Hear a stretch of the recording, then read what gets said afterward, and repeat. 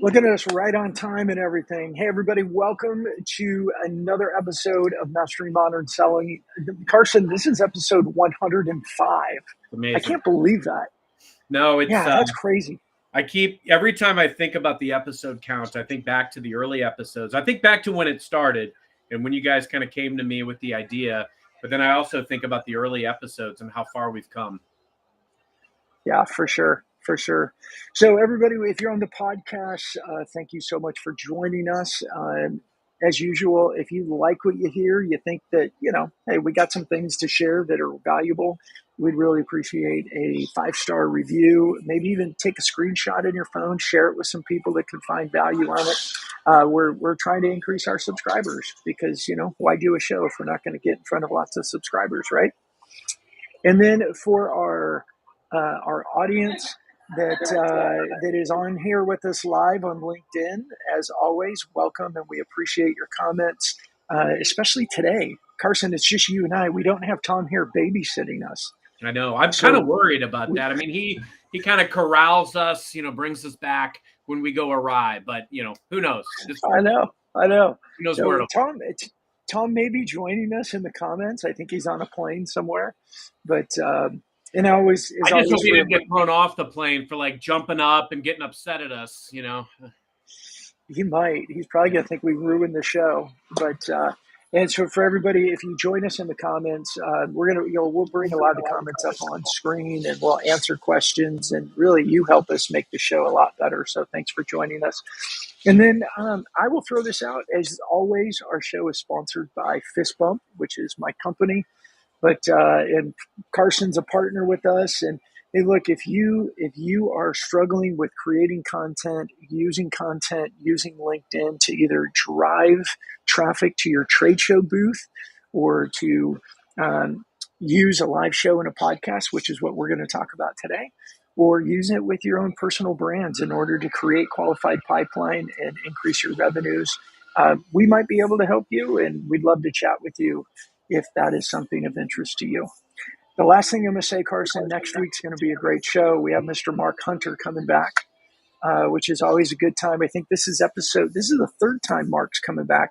He might be our Alec Baldwin of Saturday Night Live. Like he might be our most returning guest. So with a for close everybody, second we'll have of Larry Levine. So yeah, it's getting close there. That's it. So, all right. Well, Carson, today's topic, we are talking about leveraging live shows, leveraging podcasts for building pipeline, building relationship, and obviously affecting or influencing revenue. We're going to go in a couple of different directions here with everybody. And I know you. I want to start with you with this part. You are a co-host here. You have your Salesman on Fire show, and you're on a co-host, and I always forget the name of your other show. Connected Teamwork with Hilke Faber. There you go, with Helka, and I always forget the name of it. I'm sorry, but so you've got three shows. A couple of times. It's changed names, so it's fair. No, so is ours. So there you go. Yeah. But you're doing that with Helka. Tell me, just give everybody an overview. Like, how do you find these shows are helping you in not just building your personal brand, but actually filling pipeline and closing deals? Yeah, no, it's a great call out, Brandon. And I think, I always contemplate like our audience and the message that we want to deliver in this show. And this is a topic that comes up a lot when I'm talking to, executives that work with partners that support our ecosystem and technology. And it all comes down to differentiation, right? Every one of the shows that I take part in has a very specific role. Obviously a couple of them being more around sales and leadership and another being all around building and nurturing team culture, right? And these are things that are top of mind for a lot of organizations, a lot of executives, a lot of teams that we collectively support. And I think, look, I'm an outcomes guy, and I think a lot of people listening probably are as well. I think it's important to be mindful that, the groups that we serve as a part of this show are looking to solve unique challenges and problems. And what these shows have done, number one, they allow you to show up, be your authentic self, showcase expertise, differentiate yourself or your solution or whatever it is. And when I think about outcomes, what's amazing about this, Brandon, and I'd love to get your thoughts because I know you have a lot of very specific, tangible outcomes. What I find is magical is when, as a salesperson, as a sales leader, I'm not able at times to get certain meetings that I, might want to book with business executives. But if I've asked them to be on a show, that might be the message that gets them to come to the table. Then we Yeah. break down in that relationship. We start talking. I understand their portfolio, what fits in their purview. They can start to understand a little bit more about what value I might be able to bring. And it might look different than what I initially envisioned, but the beauty is the relationship starts there. You never know exactly what that right magic message is going to be to get somebody to come to the table, but inviting somebody to be on your show does a few different things. It will spotlight and showcase that person that might be a potential client, might be a potential mentor. You're going to learn something. You never know where that relationship is going to go. And the other thing is now you've also added that person's audience because they're going to share it with their audience. Your show is going to gain some traction through that avenue, and it compounds the number of people that you can conceivably touch. Yeah, I really appreciate you saying it that way, Carson. I think everything that you made me think of there when you were saying it. So, you have three different shows that are really three different versions of content. Similar, they overlap, but the key that I heard you say is it's all three of them have content that your customers care about in some area of their business. And so it also then helps expand your personal reputation because when we have a show, and this is one of the ways that I think is I share with a lot of CEOs or C-suite and business owners. You can think of a live show and a podcast like this one similar to a breakout session at your most important trade show. That's if we deconstruct it, what are we doing at a trade show when we spend a lot of money in a sponsorship, 15, 20 grand or more in a sponsorship, and what comes with it is a breakout session. And then you're in the agenda and you have your topic and you get to choose who you put on stage. And the goal is to get as many people in the audience as you can because you get to be on stage. And sometimes you invite your customers to come on stage and share their stories and be a part of it. And you got this little opportunity that you paid for where you get to be on stage. You get to have people in the audience. You get to build your brand awareness. You get to go on stage and go, hi, I'm so-and-so. This is who I am. This is what we're going to talk about today. You get to share your expertise. And like I said a bit ago, sometimes you bring your customers on stage with you and you let them tell their stories. Doesn't that sound a lot like what we do every stinking week? And we're not spending 25 grand at a one-time event in order to make it happen. And I think that this is why live shows and podcasts are so important. And I know a lot of people will look at it and say, oh, we tried a show years ago and it didn't work. It didn't pay off. I think a lot of companies start shows, but they don't necessarily know how to extend it or how to look at the attribution of the conversations that it generates. And so without the right attribution models, they erroneously come to the conclusion that the show didn't really lead to any business. And so they shut it down and move on. But I think one of the things that teams, that leaders really need to take a look at is when you look at it from that lens of a trade show, you find a lot of value in that, but it's always looking at the ROI. 15 grand, 20 grand, 30 grand, 50 grand sponsorship. Is it really worth it to get a couple hundred people in the audience? What if you could do that every single week? And in your industry, you become known as the show. And I really wish Tom was here with us today because he's got some great data on his other show too, around the horn and wholesale distribution and what they've been doing with it. But I'll be prepared to talk about it. So I think just kind of laying that foundation, what Carson said was he's got 3 shows with different content, but the core is that all that content is important to his customers. And what I was trying to lay for everybody is a vision of what a live show and podcast can do for you by showing the analogy of comparing it to a breakout session, which is very, very expensive. Carson, what do you think? How else would you explain that for people to understand like the foundation of these shows and the value of them? Yeah, I think that's brilliant, Brandon. I mean, look, we talk on the show a lot about there is no magic silver bullet. You got to be where your customers are, and you've got to invest in these different mediums. And so we talk a lot about being on LinkedIn and different social channels and things of that stature. The beauty of doing these shows is that first off, you have the ability to send invitations to the people that you want to send by geography, by industry vertical, by keywords, whatever it is. You can also show up on LinkedIn, X, Instagram, TikTok, wherever you want. Furthermore, you have the opportunity to engage the live audience throughout. I mean, we have a lot of prolific commenters throughout these shows, and I love that. People that I feel like I know because they comment on our show constantly. So you can engage the live audience. One of the other elements, too, is the ability to solicit for guests that are people that you want to learn from, people that you want to co-present to their audience and your audience that you think your audience could benefit from. So when I think about my audience, who are some of those guest speakers that can really impact my audience? And then furthermore, who are those potential guests that could eventually be people that you could have a mutually beneficial relationship? I've had deals that have come out of customers that have become guests on my show but never responded to a prospecting mail. And so, like I said, you never know exactly where these relationships are going to go, and that's the beauty. The last thing that I really want to make sure I expound on is the ability to leverage the content in today's day and age. What's amazing is when we create a live show, and like first off, you've got an amazing team that works on this Mastering Modern Selling show. There are ways that even if you don't have the ability, like I became a very accidental podcast host. In the pandemic, I was actually lamenting, like, man, I really miss just sitting around talking to people about sales, having water cooler talk. And then I realized I could do it anywhere.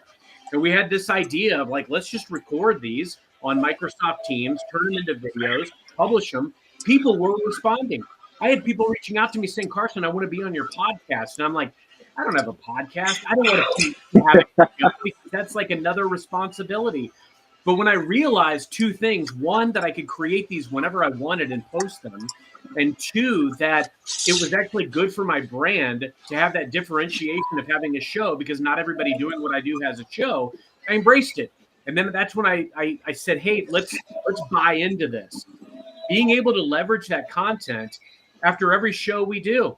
We get bite-sized chunks, which are, maybe 30-second to a minute videos that people can resonate with. We can reshare that. We can leverage AI to turn the entire hour-long transcript into a brilliant article. Obviously, you're going to put your own personal touches into that article, but when it can spit out an article based on our own words in seconds flat, there's value there. And so, as I talk to sales teams, as I talk to marketing teams, this is an area where I can coach them. My own customers today that are within my purview as a tech company sales leader. When I'm talking to sellers, managers, marketing, I can help them understand these concepts and how they can leverage this technology seconds flat, making them more productive and stand out from the crowd. That's really good.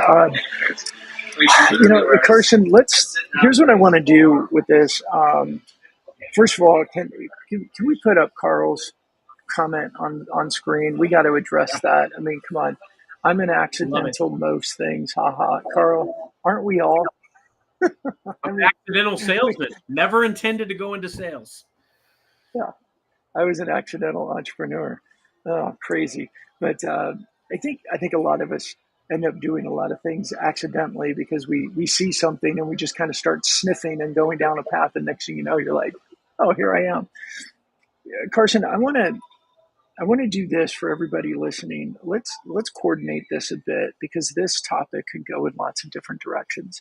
I think you and I should address 4 key things 4 key ways that we could use a show to fill pipeline. So number one would be prospects as a guest, and then we can talk about how we do that. Number two would be how we share links to the show with a purpose. Generally, how do we share links to past episodes with prospective customers and use that to build rapport and create conversations? The third one, and I know this one you'll have a lot to say, is using the invitations, inviting your prospects to be a part of the show or come listen to the show or share episodes of the show. And then I think the fourth one would be how do we use the content from the show to amplify it out and use that to build our personal brand. And I think within that, there's things like we can tap a bit on how we leverage the live audience versus the recorded audience, how this builds brand awareness and brand reputation. And then we can also even address in there how we use the content in a variety of different mediums. So we use video, we use written, we use long form, we use short form. We can tap into those. But I think those 4 key things, I'm just trying to make it easier for our listeners to understand. We're going to talk about how we invite prospects to become guests on our show, how we share links to past episodes with a purpose, especially for prospects, how we use it to invite our prospects to come watch our show, and then how we use the show content after the fact to further grow our reputation and use it to build relationships with people. So, Carson, do you want to start there with how have you used your show to build prospect relationships by inviting them to become a guest on one of your shows? Yeah, that's a great call out, Brandon, and I love that. And there's some key components that I think fit into each of those 4 pillars. I think you nailed them. When you think about prospect as guests, what's the ultimate goal you're after? I mean, you're really looking to extend your reach of influence, right? There's a few different value adds around the guests that you can have. Number one is who are the guests that are going to really serve a value to my potential audience? I've realized over my many, many years of prospecting that not every single customer is going to react and respond to the message that you think they will respond to or that you want them to respond to. One of the biggest mistakes a lot of sellers make is that they believe that sending a message to a customer or a prospect about what they care about is going to yield the response. And that's not the case. We talk on the show all the time about the quality of your message, the probability that they will respond. What is that right message that's going to be the most compelling to get them to respond? Now, there's ways that we can do that where, I'm going to send something that's very mission focused, very mission driven, something I saw on their LinkedIn, something I saw in their company reports. But when I think about leveraging a show, I have another show called Connected Teamwork, right? What are a lot of my prospects? A lot of my prospects are business leaders, right? They've created and they've nurtured a culture.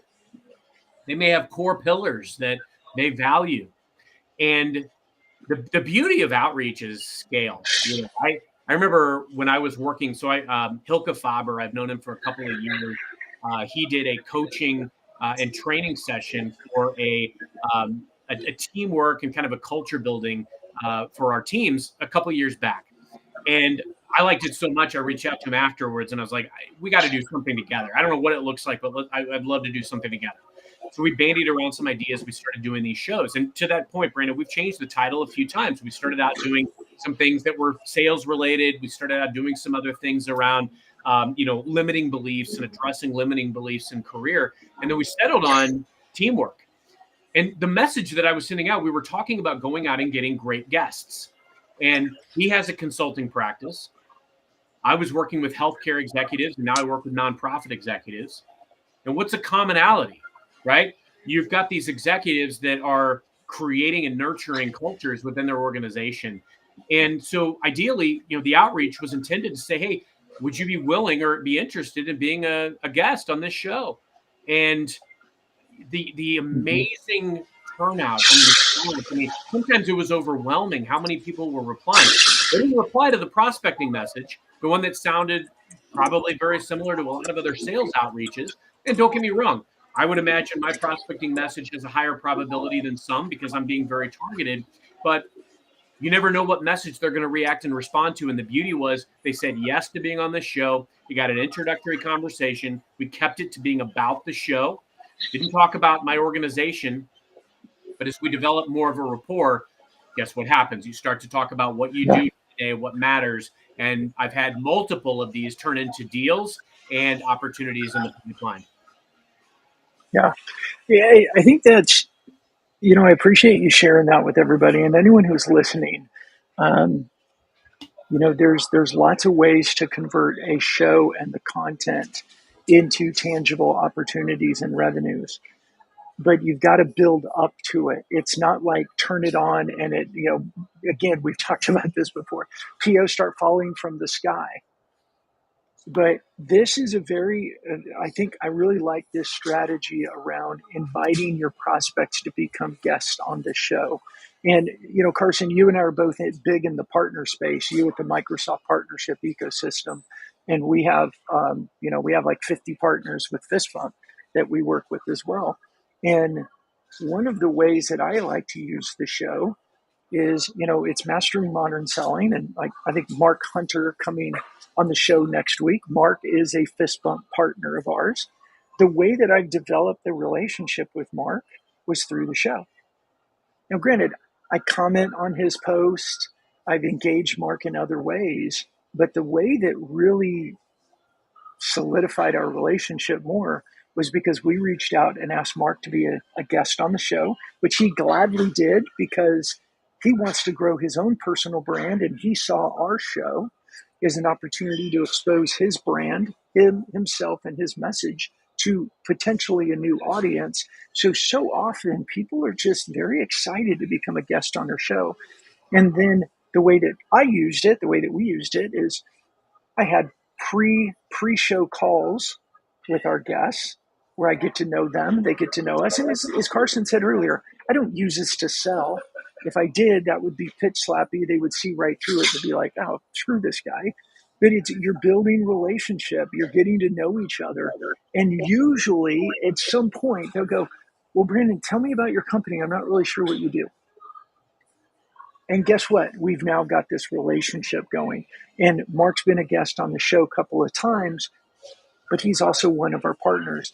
But for anybody listening, you can do this with your guests. Like we have Competitive Solutions, Seth Davies and Shane Yount, who are clients of ours where we manage and promote their show. One of their strategies with the show, one is build their brand and their reputation in their industry by being seen as the host of the show. But one of their core strategies too is inviting their prospective customers to come be a guest on their show and talk about their challenges with using data to make quality decisions. And again, what better way to reach out to a prospective? So here's our options. Hey, do you have 30 minutes for a demo? Right? Or, hey, you know what? We have this show and we talk about these things and we want to call and see if you would be interested in coming on as a guest and sharing your experience as a title in the name of your industry or the name of their company. Which one do you think people are going to be more excited to respond to? Yeah, and your intent has to be to serve and to add value. It can't be to sell, to your point, Brandon. That's not what's going to get people to respond. And I don't ask people to be on my show to sell them. I ask them so that I can explore the relationship. Frankly, I know that I'm going to learn from every guest that I have. And if there is something that transpires as a result, great. I just so happen to ask senior leaders and organizations that I am paid to develop great relationships with. And ultimately, I find that is a great path to developing relationships. I also, as we segue into the next piece, because I want to get your thoughts on the value of sharing links to past episodes, how we develop that building rapport, and especially as you entice more people to kind of, come into the community, come into the collective. I think that's key. I also want to point out something that's very, very poignant for a lot of people that may have considered a show in the past, done a show in the past that it didn't work, or might be considering a show today.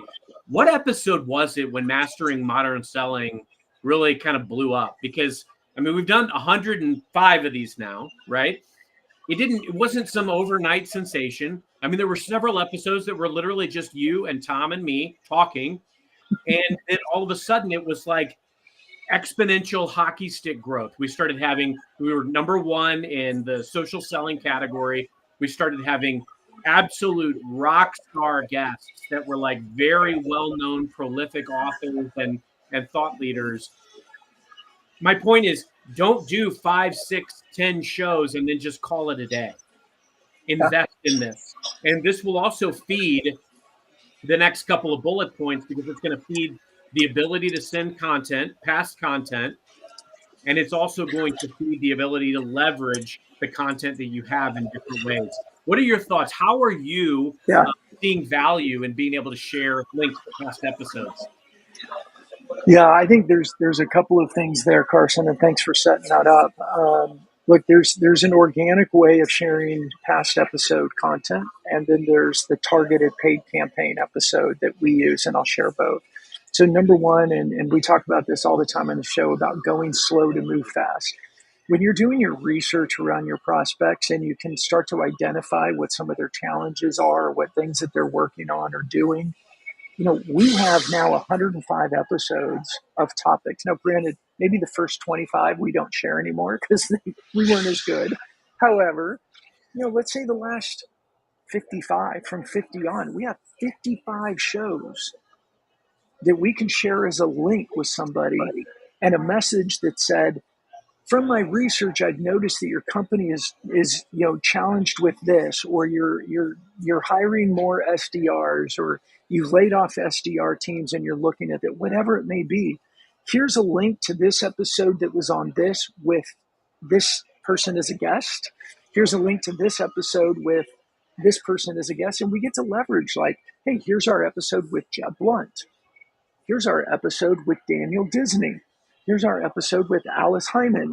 And we have such a variety of guests we have such a variety of topics that we can usually find a show that's going to add value to every prospect, no matter what's going on in their business, and an opportunity for us to show up differently and say, as you always say, show up to serve, show up to serve.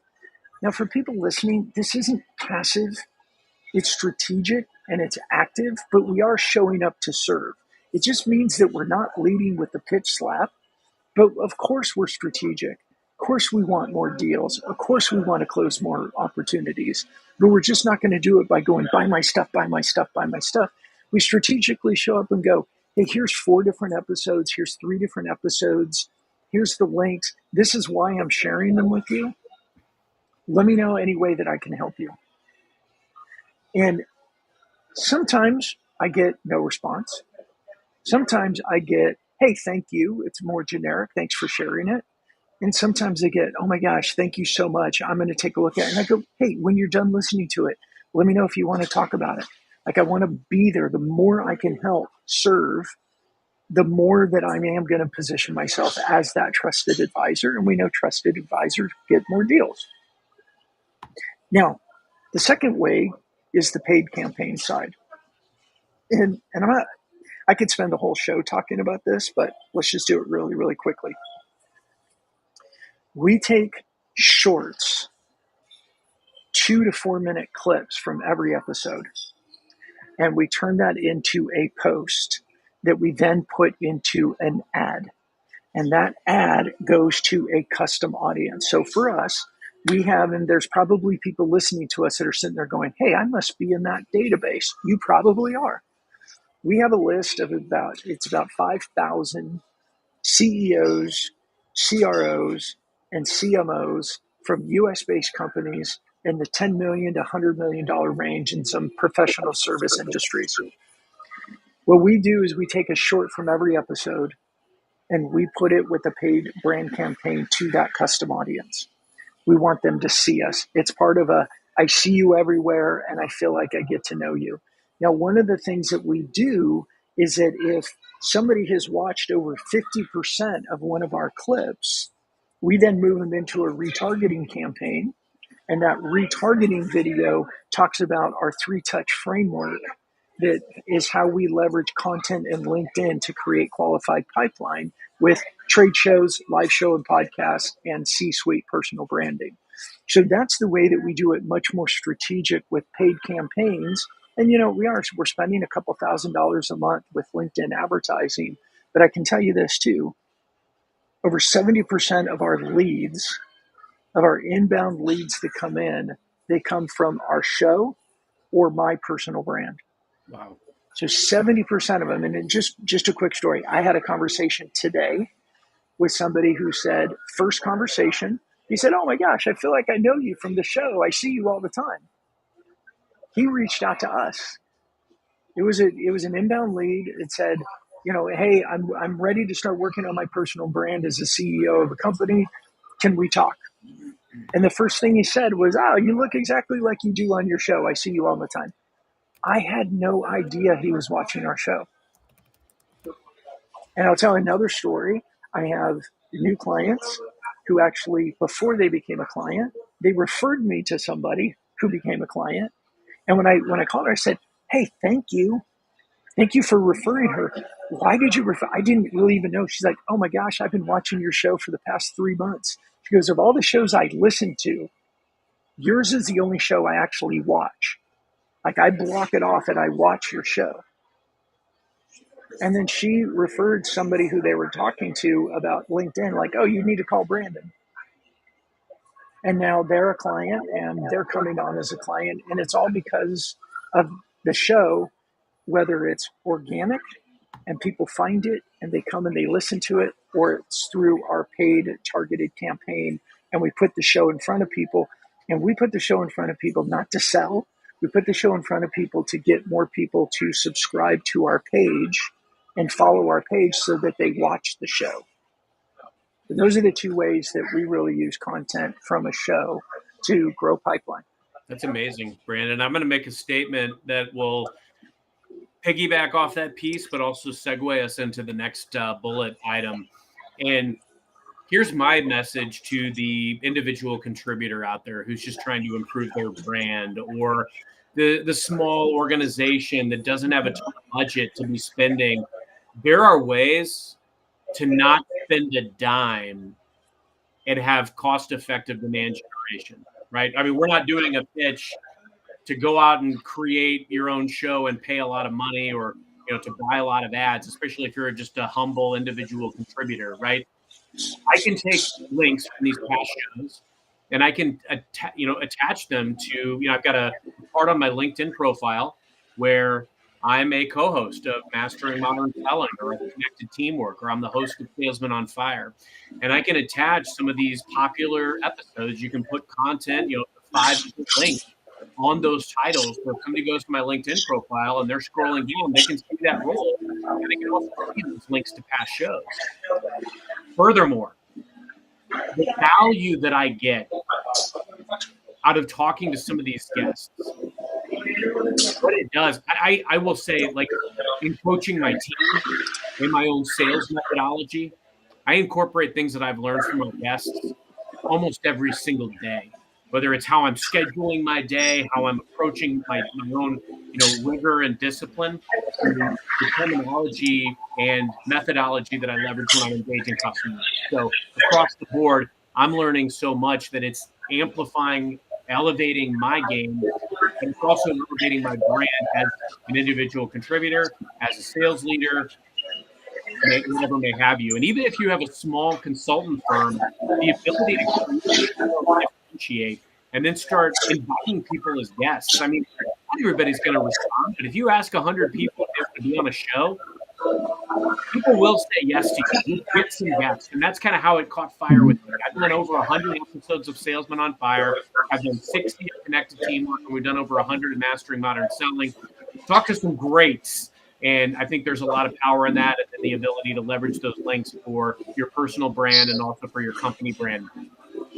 Number 3, we're going to talk about using the invitations and inviting prospects as part of the show. Now, Brandon, you made a great comment. Number 1, there's a lot of those. There's a lot of lead nurturing that kind of goes on here. You don't know everybody that's watching the show. There's like what Coleman likes to call the lurkers. There's always people that are out there kind of watching, but You don't know that they're watching the show until you run into them at some type of an event. And it's like, gosh, I love your show. I literally had a guy that stopped me in Seattle and you're on that show with Brandon Lee. I like texting Brandon. I'm like, you're ahead here, man. You're global. So you never know who all's watching, and I think there's immense value there. But the other element too, when you're thinking about cost-effective demand generation, how can you leverage the invitation? Okay, so Brandon has an amazing team that creates a LinkedIn event page, which you can go out and do. I was talking to somebody yesterday, one of our customers who ran their strategic partnerships and marketing team, right? And I was coaching them on this. I'm like, you have a company page, you can go out and create an event. You can invite, any individual can invite up to 1,000 connections per week.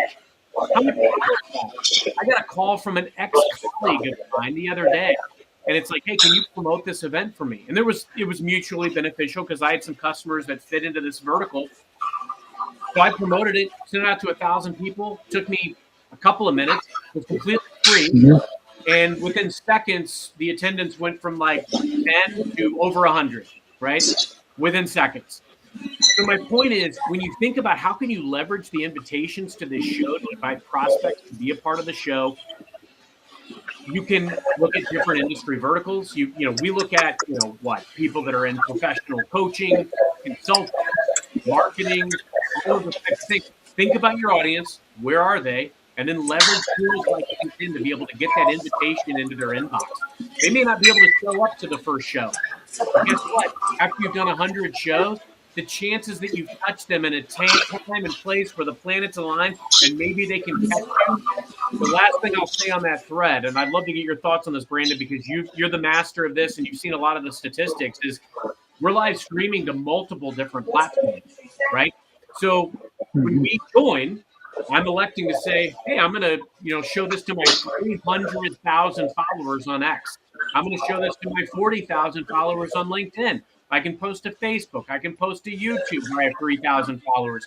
My point is that we've got a lot of ways to continue to touch your followers with this powerful content in a way that there's zero obligation from them. They might see it, something may resonate, and now you've got an audience. Yeah, Carson, as you were saying all that for everybody, Carson says something. He hasn't said it as much for a while, but he says it a lot, is anything you can do to increase the probability of your success, right? And these are ways to stay top of mind, to increase, call it your personal brand, your reputation, your business brand, with very, very small requirements, like small time requirements. We're talking about you can create your event a week ahead of time, and it creates a post in LinkedIn. And then you can share it to your personal account. You can tag people that are going to be a part of it. You can tag your speakers and take advantage of their network. You can go into the event and you hit the button that says manage and it says invite, and it pulls up everybody that you're connected to, a first connection, and you just start clicking. Or you could choose by company. You can go in and scroll, search by company and add a company name. It'll show you everybody that is your first connection from that company. You can click a button and invite all of them. And as Carson said, you invite up to 1,000 people. Okay, maybe 990 of them don't come to the event. Maybe 990 of them don't even accept the invitation. But all 1,000 of them are going to see your name, they're going to see the show, and you're going to be top of mind for that split second. If you do this every week, you do it routine. Yes, some people are going to go, stop, because I'm not interested. But what we do know about marketing right now, and if you're an individual producer, you're a marketer. Carson used the right word earlier, demand gen. How do we create demand? They need to see us multiple times. They need to see us lots of times. They need to see us in lots of places. And so we can use the invitations as a way to, we're reminding them that we're here. We're reminding them who we are, but we're not asking them for a demo time. We're saying, I'm a host of a show. This is our guest this week. This is the topic we're talking about. Come on over if you want. And over time, what happens is more and more people start coming. I'm gonna address an elephant in our room right now. We're not getting really good commenting engagement today, and I don't know why. I mean, some shows we get, and it's our comments are just blown up. So if you're watching this or you're on the podcast, Carl has made 2 comments and nobody else has commented today, which is unusual for us. Now, sometimes it's because Restream has a glitch and it doesn't actually stream it to all of our locations. Maybe it's the week. We're coming to the end of the quarter and more people are focused on closing deals. There's lots of reasons, but it doesn't bother me because we don't do this just for the live show. This is going to go to the podcast. And there's some people that listen to our podcast every week when they're on a treadmill or they're on a rowing machine or they're out for a run or they're behind their steering wheel. They listen to the podcast. So even if we don't get great live engagement, we still have the podcast. We have the shorts. We have the transcripts from a show that we turn into a newsletter with more detail for people that want to consume it.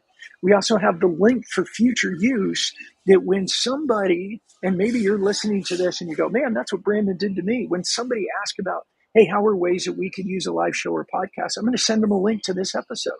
Go, hey, we did an entire show on how to leverage live shows and podcasts for lead gen and demand creation. Like, there are so many ways that we can use this, and the invitation is just one of the easiest ways to stay top of mind. Now, I am going to jump, Carson, if you don't mind, I'm going to jump to the end of the show too. And here's something. The event has registration. So people can say, they'll get an invite through LinkedIn and they go, yeah, I want to attend. And they're in a registration. So at the end of a show, you can go to the event and click and see everybody who registered or said they wanted to attend. And you could just go down the list and anybody who you're not a connection request or connection with. And if they're an ICP of yours or somebody you want to meet, what I do is it pops it up as like a pop-up window. And what I do is I look and I can see who they are. If they're a first connection and there's someone you want to talk to, send them a message. You go, hey, thanks so much for registering for the show. What'd you think of it? Use it to open up a conversation. If you're not connected to them, send them a connection request. Hey, I noticed you registered for our show. Thank you so much. I noticed we're not connected. Can we be connected? What did you think of the show? What comments do you like? Anything, you can use it to create conversations and expand your network. There's so many ways. I think the live show and podcast is just the best. It's really one of the best and easiest ways to grow personal brand and grow pipeline. It's incredible. If anybody is out there listening, would love to get some comments on, maybe your thoughts, what you've learned, whether you've tried a show or not before, thoughts about, a show that you may be considering. And Brandon, I think you perfectly teed up, the multiple ways of pillar number 4, how you can use the content from the show. And I'm going to touch on a couple extra ones as well. Content repurposing is an amazing element of doing a live show. The ability to repurpose it into a blog post, as an example. So, I mean, I will literally go out and, like, the day after this goes live, it's out on my YouTube because I'm streaming live to YouTube. I can go into edit on my YouTube video. I can go into subtitles, and I can copy the entire transcript. I can go out to ChatGPT and I can say, write me a long, formatted, descriptive, subjective article from this transcript. Paste. And there it is. And I mean, you can dictate with your prompts, do I want to remove the names of the people? Like, I want to make it an actual subjective article. Or are there things that I want to add or incorporate? Like, do I want bullet points? Do I want key takeaways? Do I want actionable items that people can do today? You're the one guiding the AI. And so the beauty is I can literally turn that into a blog post the very next day. Something else I'll throw out there, because look, I know we're talking to a lot of people that have big aspirations. I am currently writing my 5th book, which is a labor of love. It is called The Show Must Go On. And I will absolutely, whatever it takes, it will come out this year. That is my promise. I said it at the beginning of the year. I had a little bit of a lull with it because it's challenging, believe it or not, when you have a full-time job.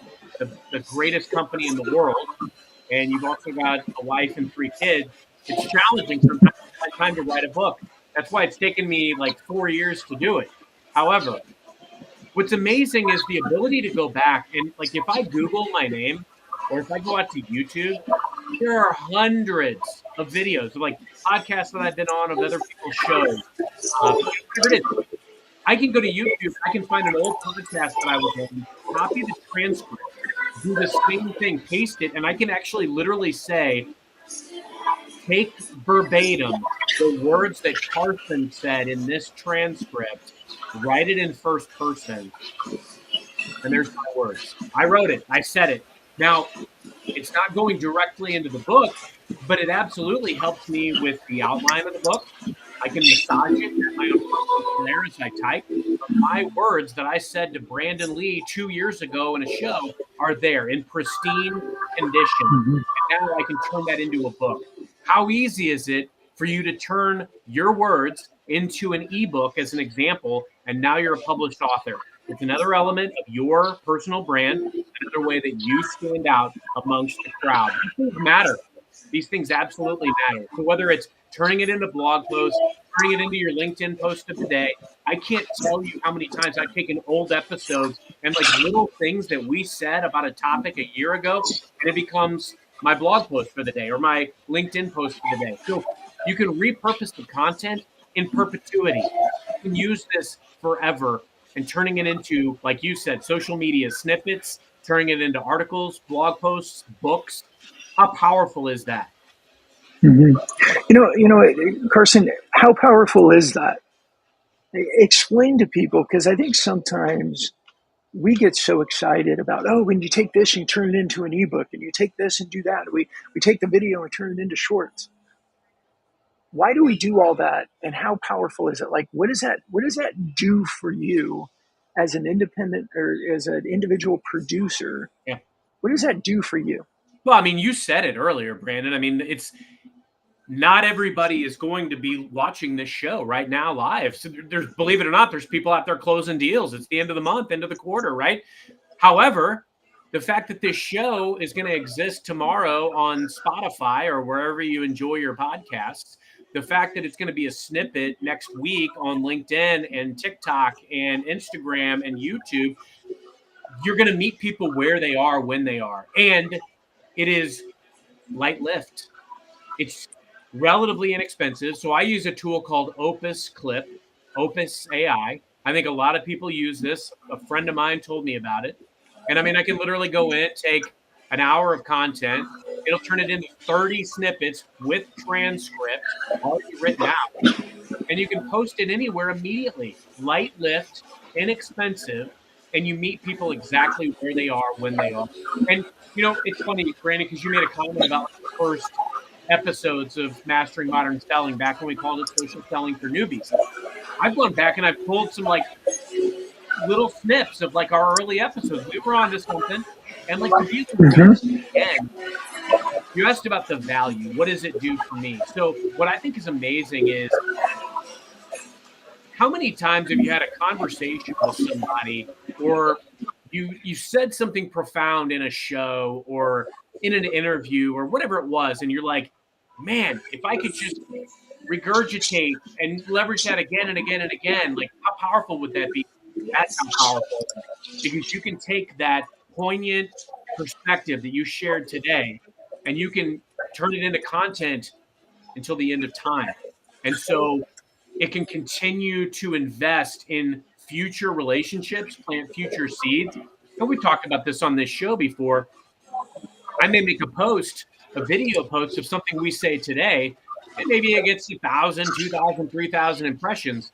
I could turn it into a post that I attach to a picture in a month, have a different spin, use the same transcript, take seconds flat, same concept, same words, and get another 3, 4, 5,000 impressions, different people. And then whenever you talk to your prospective client, I feel like I already know you.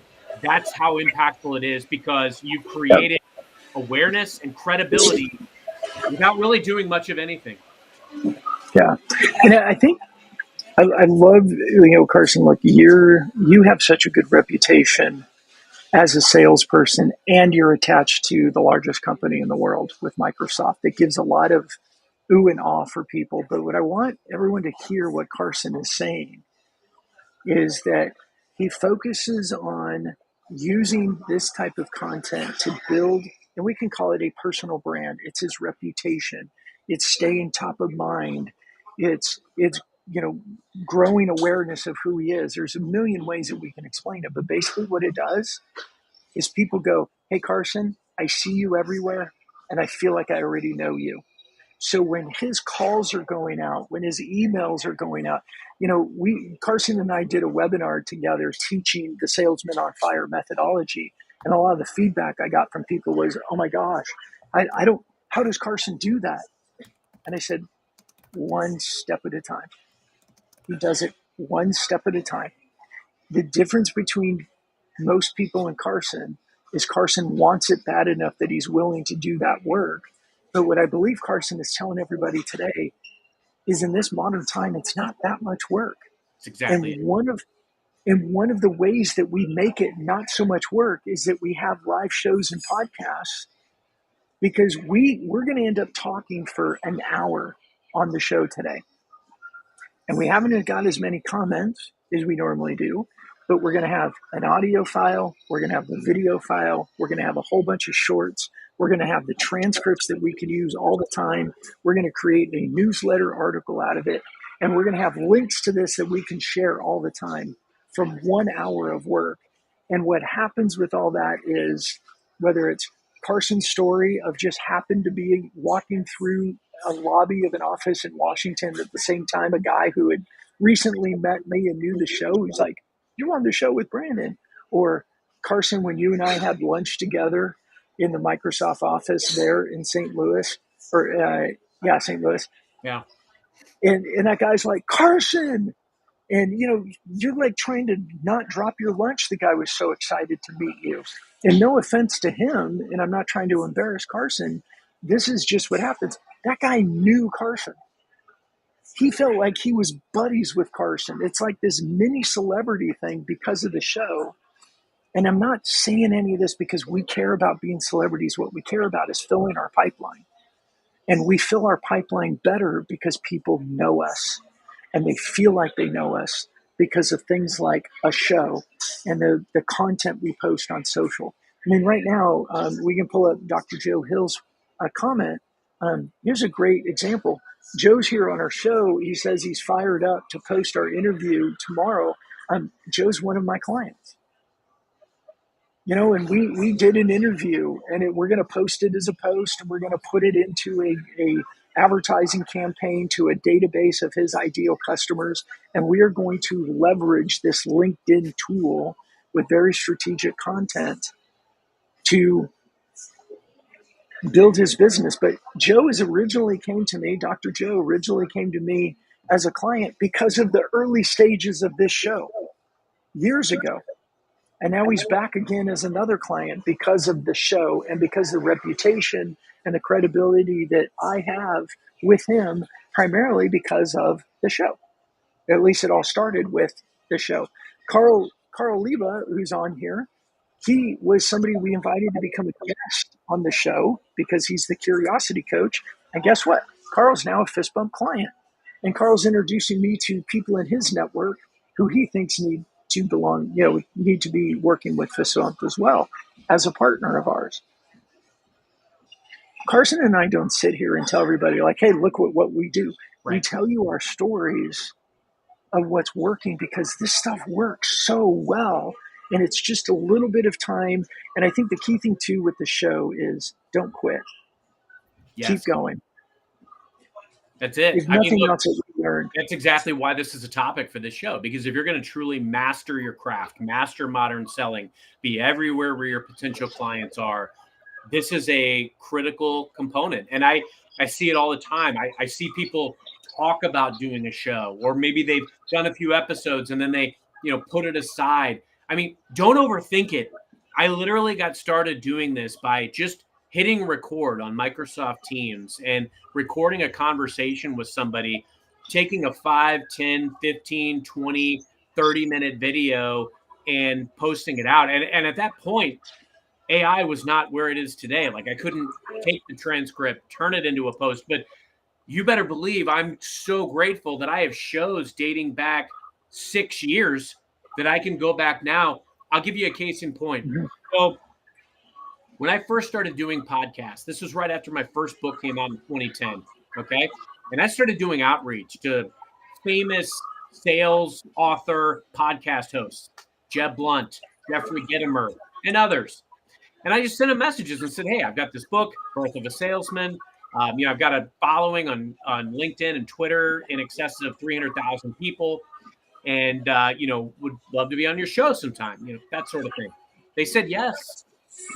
So the thing with Jeb, like, this is literally like, I didn't even have a home office. I'm like basically sitting in my old basement, but the content was gold. And to be able to go back and take that transcript from like 6, 7 years ago and now turn it into an article that's like basically by Jeb Blunt and Carson Hetty in 2024 about how to maximize fourth quarter as a salesperson, it's magic. It's gold. So Yeah. my point is like the more content, the better. Don't give up. Don't overthink it. You don't have to have some swank production. You could literally just record a video and post it. And now you're a host of some sorts and you can engage people with that content. Yeah, and I like Joe's comment there. Don't overthink it. Suit up. Do what you can with what you got. I love it, Joe. Dr. Joe, thank you. You know, I I'll say this with everybody, and I think a lot of people listening might like find this hard to believe because of 105 episodes of our show. I wrote a book in 2012. So in 2010, I sold my third company.